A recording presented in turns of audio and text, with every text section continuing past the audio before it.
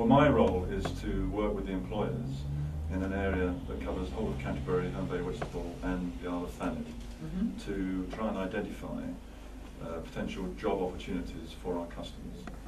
Right, so trying to find people who've got job vacancies. Correct. Yes. Or would be able to create them. Yes, exactly. Okay. So you deal principally with employers, and when you come back to the office?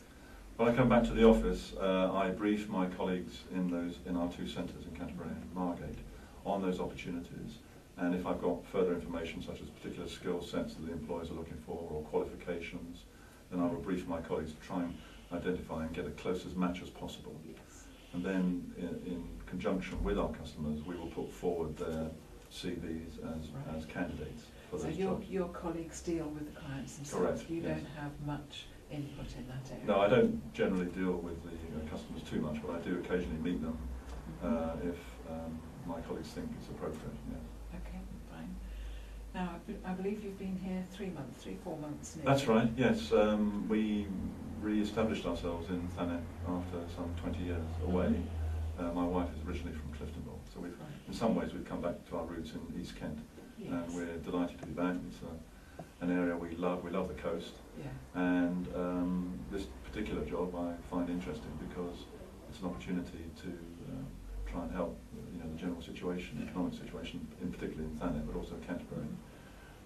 There are interesting projects going on in both areas, which will offer some form of employment. And so those are, if you like, the flagship projects which are going on, which are quite well known. It's like the Turner Centre and Dreamland. Correct, yes, and the Marlow Theatre in Canterbury, for example. Right. Okay. But there are other more mundane, if you like, opportunities for jobs in restaurants, hotels, smaller businesses, shops, that sort of thing, which aren't particularly glamorous, if you like, but may suit some of our customers. Indeed, indeed. And so in the 3 or 4 months that you've been here, roughly how many people, employers, do you think you've met? It's probably something like about 150.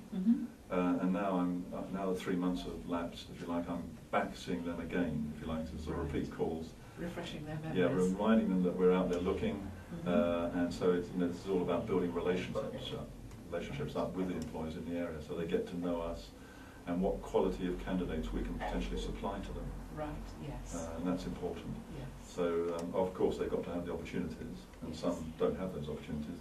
If anything, they are being very cautious on their employment side of things. Yes, yes. So what difficulties do you find with meeting new employers? Well, the main issues at the moment are well known. The overall economic climate, depending on the sector they're in, such as retail, for example. They had didn't have a particularly good Christmas, for example, and the extended winter weather we had hasn't helped retail sales at all.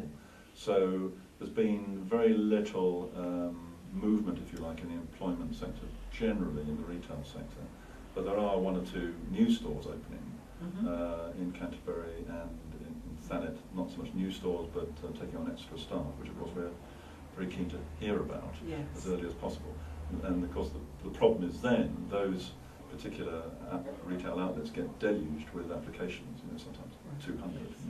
200 for 10 vacancies is not untypical, and even for 1 or 2 vacancies they'll get 50 applicants. So that's just an example of the retail sector.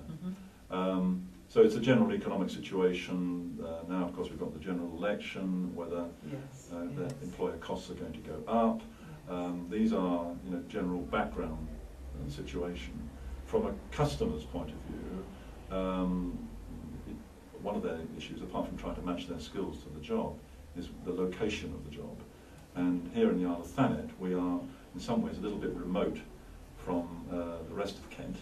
And if the jobs are further afield, in the villages, for example, between here and Canterbury, then they need their own transport ready to get to these jobs. And that can be an issue, not in all cases, but it can be an issue as well. Do you find it hard to get your foot in the door with employers? Sometimes, not very often. The best way is to go through an introduction from somebody else.